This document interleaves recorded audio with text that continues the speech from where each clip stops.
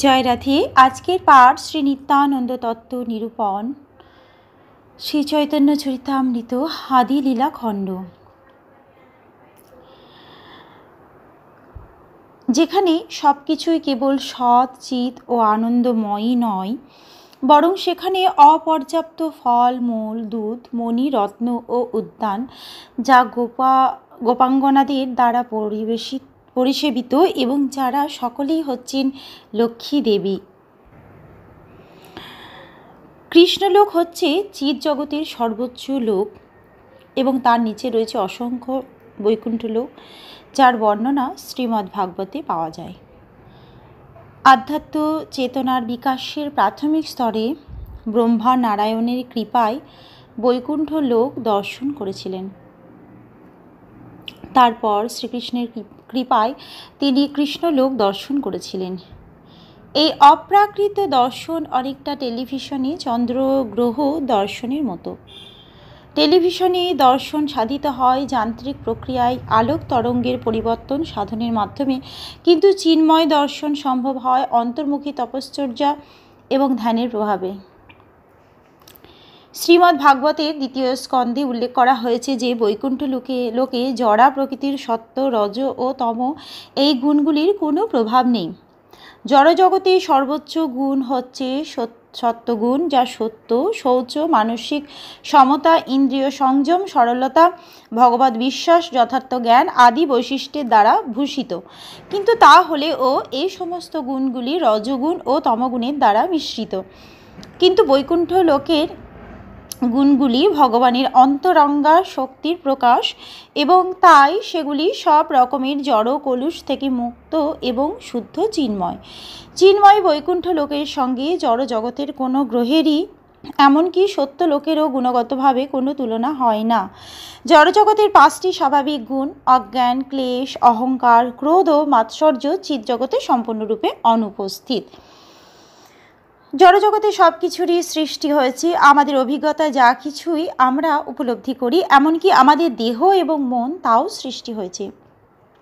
এই সৃষ্টির শুরু হয় ব্রহ্মার জীবন থেকে এবং এই জড়জগতের সর্বত্র প্রকাশিত এই সৃষ্টি রজগুণের প্রভাবজাত। কিন্তু বৈকুণ্ঠ লোকে যেহেতু রজগুণ অনুপস্থিত, তাই সেখানে কোনো কিছুরই সৃষ্টি হয় না। সেখানে সব কিছুরই অস্তিত্ব নিত্য এবং যেহেতু সেখানে তমগুণ অনুপস্থিত, তাই সেখানে কোনো কিছুরই ধ্বংস বা বিনাশ হয় না।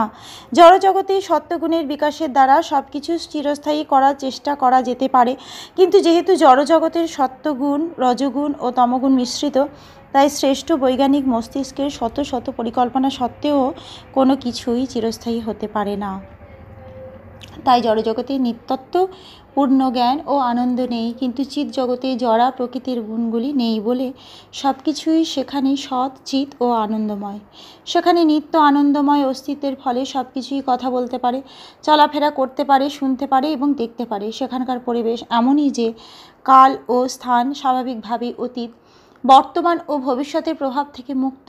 চিদাকাশে কোনো পরিবর্তন হয় না, কেননা সেখানে কালের কোনো প্রভাব নেই। তেমনই বহিরঙ্গা মায়াশক্তির প্রভাব, যা ভগবানের সঙ্গে আমাদের সম্পর্ক বিস্তৃতির ফলে জড়জগতের প্রতি আসক্তি বৃদ্ধি করে, তা সেখানে সম্পূর্ণভাবে অনুপস্থিত। ভগবানের দেহ নির্গত জ্যোতির চিন্ময় কণারূপে আমরা সকলেই তাঁর সঙ্গে সম্পর্কিত এবং গুণগতভাবে তাঁর সঙ্গে এক। কিন্তু জড়শক্তি সেই চিৎ স্ফুলিঙ্গকে আচ্ছাদিত করে রেখেছে। কিন্তু সেই আচ্ছাদন থেকে মুক্ত বৈকুণ্ঠ লোকের নিত্য মুক্ত জীবেরা কখনো তাদের স্বরূপ বিস্তৃত হন না। তারা তাদের স্বরূপে ভগবানের প্রেমময়ী সেবায় যুক্ত থেকে ভগবানের সঙ্গে তাদের সম্পর্ক সম্বন্ধে সম্পূর্ণরূপে অবগত থাকেন।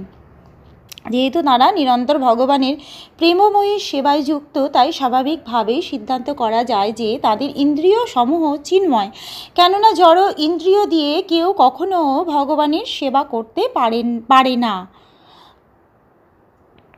বৈকুণ্ঠ লোকের অধিবাসীরা জড় জগৎ নিয়ন্ত্রণ করার জন্য জড় ইন্দ্রিয় সমন্বিত নন। অল্প জ্ঞান সম্পন্ন মানুষেরা সিদ্ধান্ত করে যে স্থান জড়গুণ রহিত তা নিশ্চয়ই আকারবিহীন এবং শূন্য, কিন্তু প্রকৃতপক্ষে চিৎ জগৎ গুণরহিত নয়। সেখানেও গুণ রয়েছে, তবে সেই গুণ জড়া প্রকৃতির গুণ থেকে ভিন্ন, কেননা সেখানে সব কিছু নিত্য, অসীম ও বিশুদ্ধ। তাই জগৎ শতপ্রকাশিত এবং তাই সেখানে সূর্য, চন্দ্র, অগ্নি অথবা বিদ্যুতের আলোকের কোনো প্রয়োজন নেই। সেখানে একবার গেলে আর জড় দেহ নিয়ে জড়জগতে ফিরে আসতে হয় না। বৈকুণ্ঠ লোকে ভগবত বিদ্বেষী আর ভগবত বিশ্বাসীর পার্থক্য নেই, কেননা সেখানে সকলেই জড় গুণ থেকে মুক্ত এবং তাই সুর ও অসুর উভয়ে সমান আনুগত্য সহকারে ভগবানের সেবা করেন।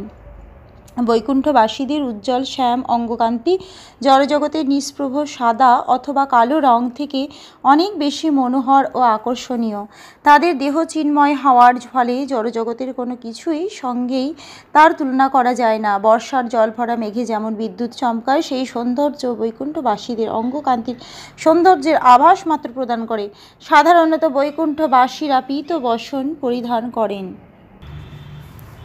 তাদের দেহ অত্যন্ত কোমল ও সুন্দর এবং তাদের চক্ষু পদ্মফুলের পাপড়ির মতো। শ্রী বিষ্ণুর মতো বৈকুণ্ঠবাসীরা চতুর্ভুজ এবং তাদের 4টি হাতে তাঁরা শঙ্খ, চক্র, গদা ও পদ্ম ধারণ করেন। তাদের প্রশস্ত বক্ষ অত্যন্ত সুন্দর এবং জড়জগতে কখনো দেখা যায় না এমন সমস্ত মণি রত্ন খচিত এবং হীরকের মতো উজ্জ্বল ধাতু নির্মিত কণ্ঠহার দ্বারা শোভিত। বৈকুণ্ঠ লোকের অধিবাসীরা অত্যন্ত শক্তিশালী ও জ্যোতির্ময়। তাদের কারো কারো অঙ্গকান্তি প্রবালের মতো, কারো বৈদুর্য মণির মতো এবং কারো পদ্ম ফুলের মতো, আর তাদের সকলেরই কানে রয়েছে অপূর্ব মণি রত্ন খচিত কর্ণভূষণ। মাথায় তাদের ফুলের মুকুট। বৈকুণ্ঠ লোকে বিমান রয়েছে, কিন্তু তাতে কোনো আওয়াজ নেই। জড়জগতের বিমান মোটেই নিরাপদ নয়।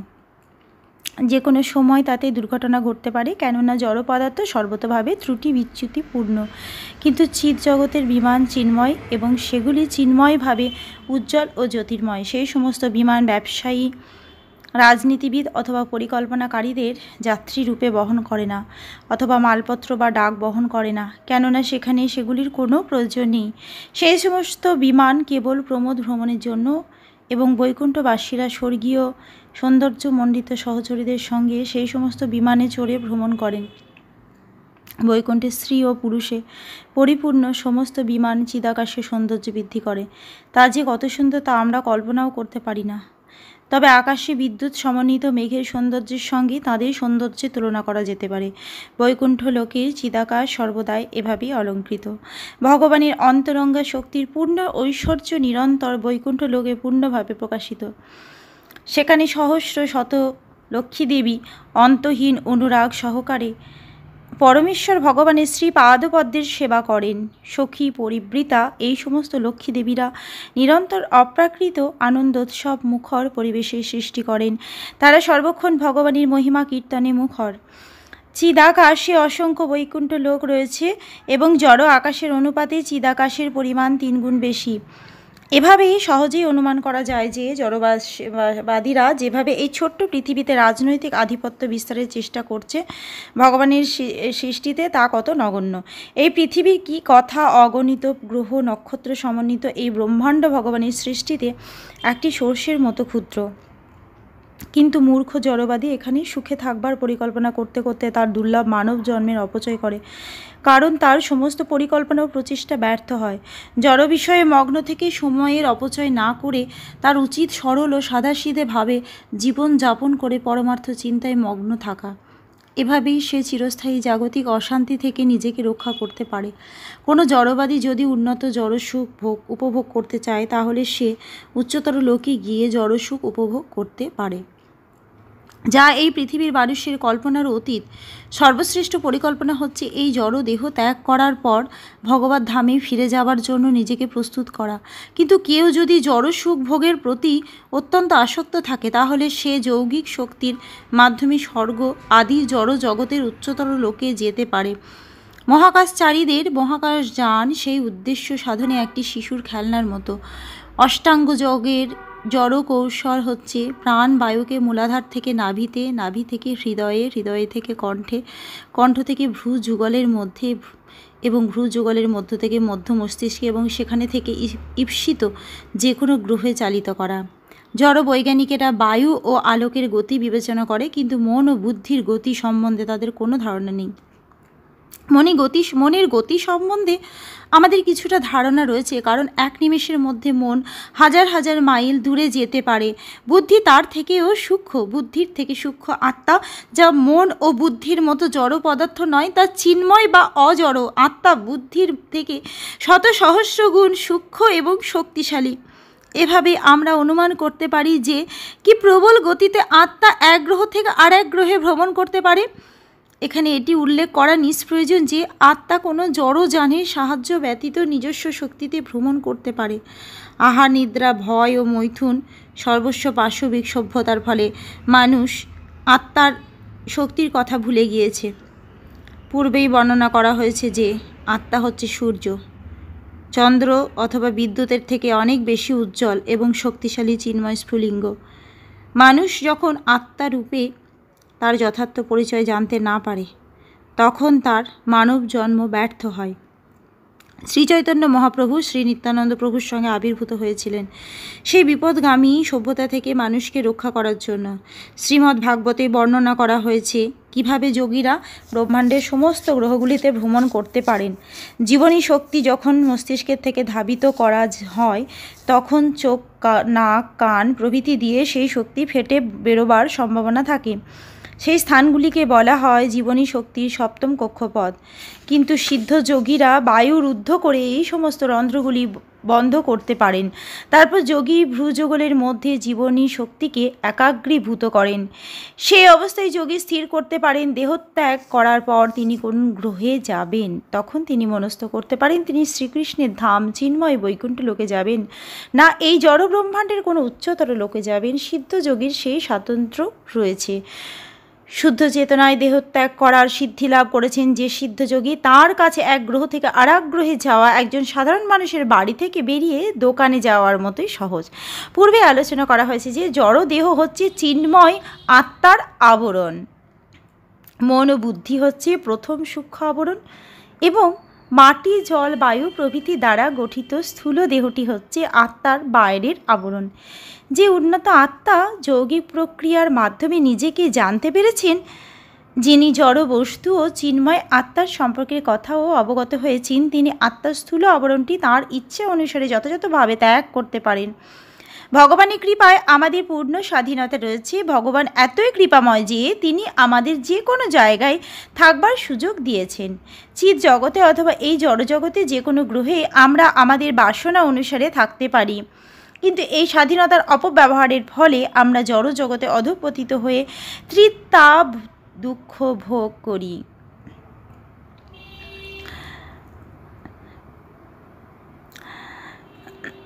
মিল্টনের প্যারাডাইজ লস্ট কবিতায় জড়জগতে আত্মার স্বীয় ইচ্ছার প্রভাবে দুঃখময় জীবনযাপন করার সুন্দর বর্ণনা করা হয়েছে। তেমনি আত্মার বাসনার প্রভাবে সে আবার স্বর্গ পুনরুদ্ধার করতে পারে এবং তার প্রকৃত আলয় ভগবত ধামে ফিরে যেতে পারে। মৃত্যুর অন্তিম সময়ে দুই ভ্রুর মধ্যে প্রাণকে স্থাপন করে ইচ্ছা অনুসারে আত্মাকে পরিচালিত করা যায়। সেই সময় জড়জগতের সঙ্গে সম্পর্ক না রাখতে চাইলে এক পলকেরও কম সময়ে চিন্ময় শরীরে বৈকুণ্ঠ লোকে চলে যাওয়া যায়। সেই চিন্ময় ধামে চিন্ময় শরীর নিয়ে প্রবেশ করতে হয়। তাকে কেবল সূক্ষ্ম ও স্থূল উভয়ই জড় শরীরই ত্যাগ করার সংকল্প করে জীবনী শক্তিকে মস্তিষ্কে সর্বোচ্চ ভাগে উন্নীত করে ব্রহ্মরন্ধ্র নামক মস্তিষ্কে ছিদ্র পথ দিয়ে দেহ ত্যাগ করতে হয়। যোগ অনুশীলনে যিনি সিদ্ধি লাভ করেছেন তার পক্ষে এটি অত্যন্ত সহজসাধ্য।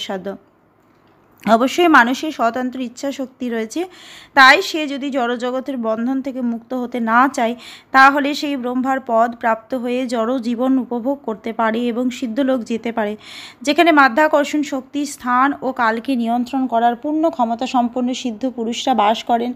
জড়জগতের এই উচ্চ স্তরের লোকগুলিতে যেতে হলে মন ও বুদ্ধির আবরণ ত্যাগ করতে হয় না, তবে স্থূল আবরণের বন্ধন থেকে মুক্ত হতে হয়। প্রতিটি গ্রহেরই বিশেষ অবস্থা বা পরিবেশ রয়েছে এবং কেউ যদি এই ব্রহ্মাণ্ডের কোনো বিশেষ লোকে যেতে চায়, তাহলে তাকে সেই গ্রহের অবস্থা অনুযায়ী উপযোগী জড় দেহ গ্রহণ করতে হয়। যেমন কেউ যদি ভারতবর্ষ থেকে ভিন্ন পরিবেশ সমন্বিত ইউরোপে যেতে চায়, তাহলে তাকে সেখানকার পরিবেশের উপযোগী পোশাক পরতে হয়। তেমনি কেউ যদি চিন্ময় বৈকুণ্ঠ লোকে যেতে চায়, তাহলে তাকে সম্পূর্ণরূপে দেহ পরিবর্তন করতে হয়। কিন্তু কেউ যদি এই জড়জগতের উচ্চতর গ্রহে যেতে চায় তাহলে তাকে মাটি, জল, আগুন, বায়ু ও আকাশ দ্বারা গঠিত স্থূল জড় দেহটি ত্যাগ করতে হয়। তবে মন, বুদ্ধি, অহংকার দ্বারা গঠিত সূক্ষ্ম জড় দেহটি বজায় রাখতে পারে। কেউ যখন চিন্ময় ধামে যান তখন তাকে স্থূল ও সূক্ষ্ম উভয়ই দেহেরই পরিবর্তন করতে হয়, কেননা চিন্ময় জগতেই চিন্ময় শরীর নিয়ে যেতে হয়। কেউ যদি সেই রকম বাসনা করেন তাহলে মৃত্যুর সময় এই পোশাকের পরিবর্তন আপনা থেকেই হবে। ভগবদ্গীতায় প্রতিপন্ন হয়েছে যে দেহত্যাগের সময়ে বাসনা অনুসারে জীব তার পরবর্তী দেহ প্রাপ্ত হয়। মনের বাসনা আত্মাকে উপযুক্ত পরিবেশে গ্রহণ করে নিয়ে যায়, ঠিক যেমন বায়ু সৌরভকে এক স্থান থেকে আরেক স্থানে নিয়ে যায়। দুর্ভাগ্যবশত যারা ঘোর বিষয়ী, যারা আজীবন ইন্দ্রিয় তৃপ্তি সাধনের প্রচেষ্টায় মগ্ন থাকে, তারা মৃত্যুর সময় দৈহিক ও মানসিক বিশৃঙ্খল অবস্থার প্রভাবে কিংকর্তব্যে বিমূঢ় হয়ে পড়ে। এই ধরনের স্থূল ইন্দ্রিয় পরায়ণ ব্যক্তিরা জীবনের প্রকৃত লক্ষ্য থেকে বিচ্যুত হয়ে তাদের অধঃপতিত বাসনা ও সঙ্গের প্রভাবে এমন কিছু বাসনা করে যা তাদের প্রকৃত স্বার্থের বিরোধী, এবং তার ফলে তারা আর একটি নতুন দেহ ধারণ করে, যা তাদের জড় দুঃখ দুর্দশা বাড়িয়েই তোলে। তাই মন ও বুদ্ধিকে সুনিয়ন্ত্রিতভাবে শিক্ষা দেওয়ার প্রয়োজন হয়, যাতে মৃত্যুর সময় সচেতনভাবে এই জগতের উচ্চতর কোনো লোকে অথবা চিৎ জগতে উপযুক্ত শরীর প্রাপ্ত হওয়ার বাসনা করা যায়। যে সভ্যতা অবিনশ্বর আত্মার উন্নতির কথা বিবেচনা করে না, তা অজ্ঞানের অন্ধকারে আচ্ছন্ন পাশবিক সভ্যতা ছাড়া আর কিছু নয়। আজকের পাঠ এই অবধি। ভজ শ্রীকৃষ্ণ চৈতন্য প্রভু নিত্যানন্দ, শ্রী অদ্বৈত গদাধর শ্রীবাসাদি গৌর ভক্ত বৃন্দ। হরে কৃষ্ণ কৃষ্ণ কৃষ্ণ হরে হরে, হরে রাম রাম রাম হরে হরে। জয় রাধে জয় রাধে জয় রাধে জয় রাধে, জয় রাধে।